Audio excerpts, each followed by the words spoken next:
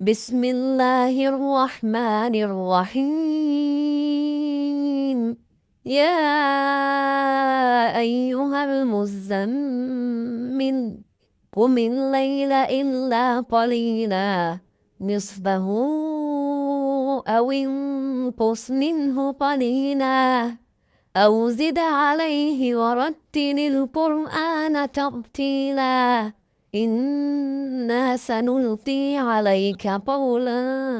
ثقيلا إن ناشئة الليل هي أشد وطئا وأقوم قيلا إن لك في النهار سبحا طويلا واذكر اسم ربك وتبتل إليه تبتيلا رب المشرق والمغرب لا إله إلا هو فاتخذه وكيلا واصبر على ما يقولون واهجرهم هجرا جميلا وذرني والمكذبين أولي النعمة ومهلهم قليلا إن لدينا أنكالا وجحيما وطعاما ذا غصة وعذابا أليما يوم ترجف الأرض والجبال وكانت الجبال كثيبا مهيلا إنا أرسلنا إليكم رسولا شاهدا عليكم كما أرسلنا إلى فرعون رسولا فعصى فرعون الرسول فأخذناه أخذا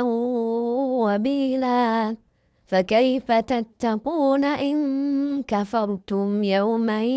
يجعل الولدان شيبا السماء منفطر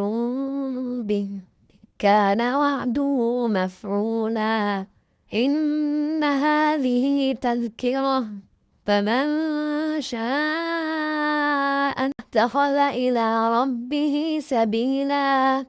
إن ربك يعلم أنك تقوم أدنى من ثلثي الليل ونصفه وثلثه وطائفة من الذين معك والله يقدر الليل والنهار علم أن لن تحصوه فتاب عليكم فقرؤوا ما تيسر من القرآن علم أن سيكون منكم مرضى وآخرون يضربون في الأرض يبتغون من فضل الله وآخرون يقاتلون في سبيل الله فاقرؤوا ما تيسر منه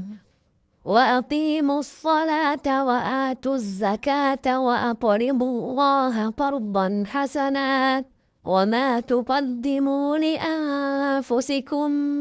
من خير تجدوه عند الله هو خيرا وأعظم أجرا واستغفروا الله